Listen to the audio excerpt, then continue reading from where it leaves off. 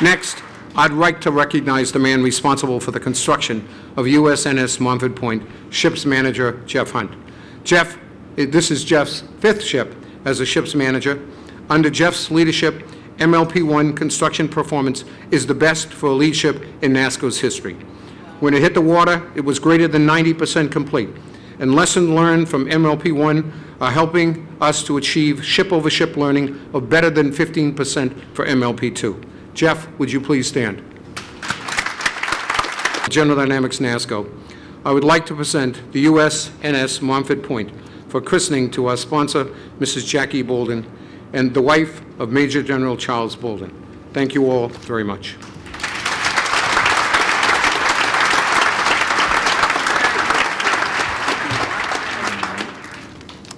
Thank you, Fred.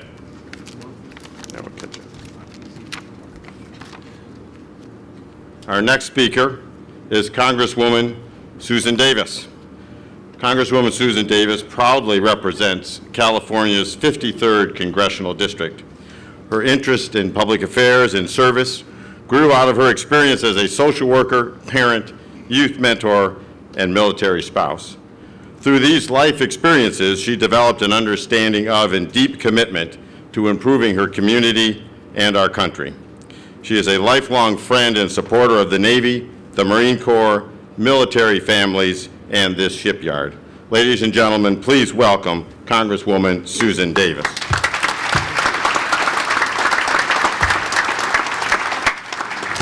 Thank you very much. Good morning. Wow, you're all the way out there. I can see you, all of you, and it's just great. It's great to be here and to have you all here as well, because you know how important this is. It is a momentous occasion today, and we have a number of people with us who are really honoring NASSCO and certainly honoring the Montford Point Marines. And look, as you're all here, it's so exciting because I know you're coming from all over the country. Thank you very, very much for being here and honoring us. I'm here and pleased to have General Amos here as well. And thank you, Fred. I wanted to say a moment about Fred Harris, because in thanking so many of the people who were so critical to this effort, you really honor the entire crew here. The workmanship, the fact that you come in on time and under budget. I think the Commandant said to me, we should build all the Navy ships here at NASSCO. What do you think of that?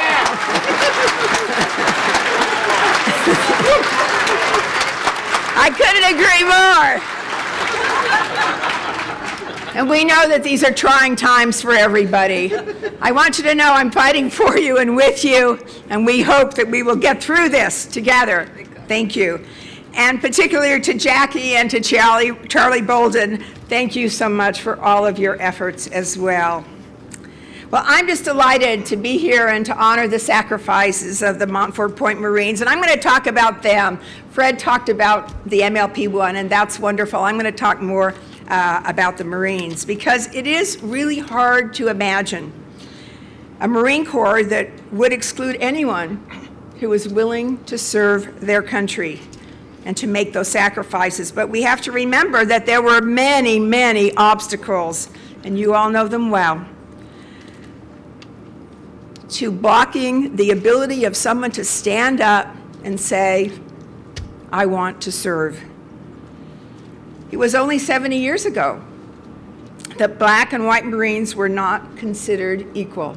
And in fact, black Marines, as we know, were not allowed to train with their white contemporaries, and were even forced to undergo basic training at a wholly new location, thereby creating the name of the Montford Point Marines.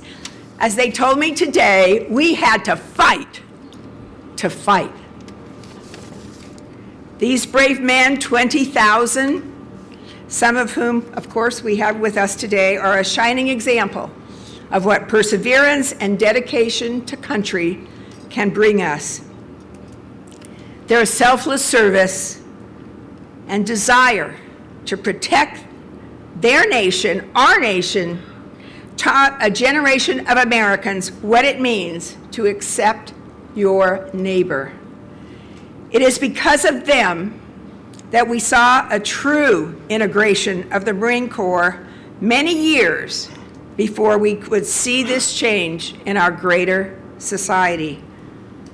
So I applaud you. I applaud those who chose to name the MLP-1 in their honor for this great cause that you fought for, equality for all. It is that message that we still carry with us today, and what has made us a better nation and a better Marine Corps. Thank you all again for being here for this historic christening, and I certainly appreciate this opportunity. Thank you all very much.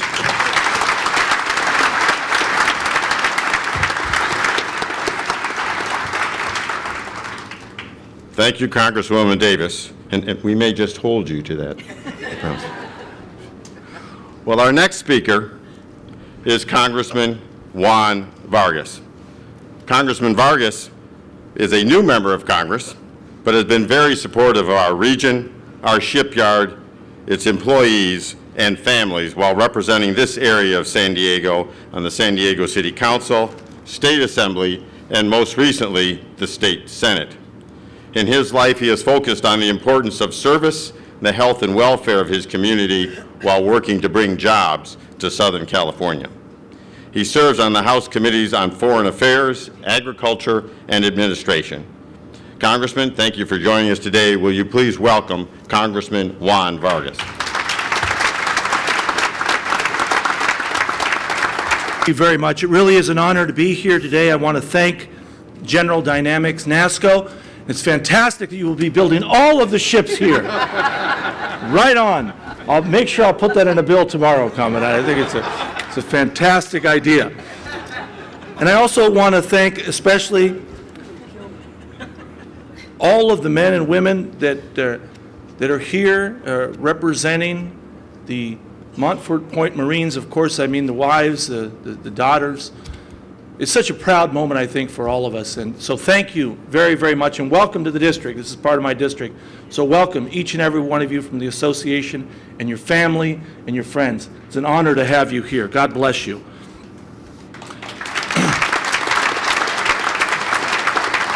I won't make my remarks long because there are more important people to hear, but I did want to say this. I studied to be a priest for many years, and now hearing Chaplain Kennedy come up and bless this ship and soon to be christened, and bless this ship as a beacon of peace and reconciliation. I think the only appropriate place to put it then is not in the water, but at the Capitol. So, if you don't mind, Commandant, I think we ought to take this one and set it right on the lawn. But really, I do want to thank all of the men and women that have worked on this ship, all the men and women that will make this ship a blessing to our country, a blessing for peace. So I thank you. And lastly, I want to thank every person here that's in the military. We are going through some very difficult times in our nation, and that one institution, the one institution that still shines bright and everyone has respect for, is the military. All of you who have served and those of you that are continuing to serve, God bless each and every one of you. Thank you.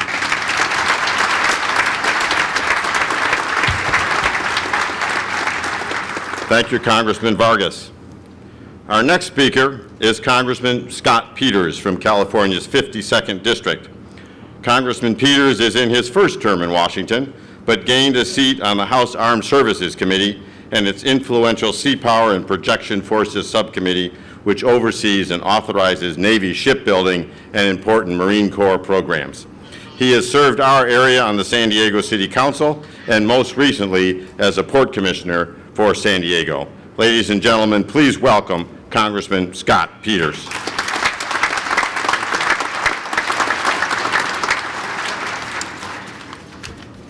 Mr. Harris, Mrs. Bolden, Mr. Bolden, Admiral Cullum, Mr. Everhart, Admiral Lewis, General Amos, Congresswoman Davis, Congressman Vargas, Rear Admiral Busby, ladies and gentlemen, thank you so much for coming, and thank you so much for the invitation to be here with you. It is my honor. Today we christen a ship that honors the 20,000 courageous African Americans whose patriotism moved them to enlist and train at Montford Point, despite the adversity they faced, knowing that their road would be harder than the road of other soldiers. Although the Montford Point is the first of her class, she's not the first ship to be built here at NASSCO. For over 50 years, shipbuilders, the unsung heroes of our Navy, have been building ships at NASSCO. As San Diegans, we know how important the work that they do is to our community and our national security. These men and women love their jobs and take pride in knowing that they are vital to our national security, just as are the proud sailors and Marines that serve our nation abroad on these ships. They are true patriots, and we thank them for their skill, their dedication, and for the critical role they play in keeping America free and safe.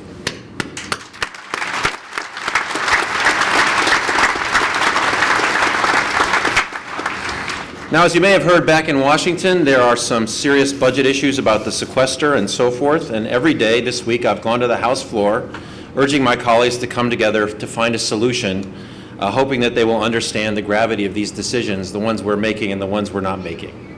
I too, like Juan, I wish I could bring this ship to the House floor because I can't think of a better argument why we need to protect ourselves from indiscriminate cuts.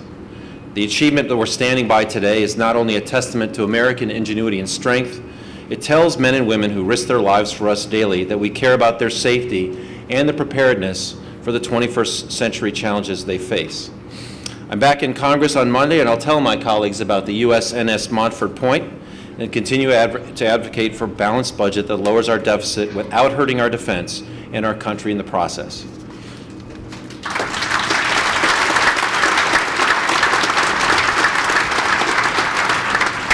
So congratulations and thank you to all the hardworking men and women that built this ship. Your nation is grateful to you for your skill and your dedication, and to all of you who served in our armed services at around Montford Point in the past and today. Thank you for your service. God bless you all. Thank you.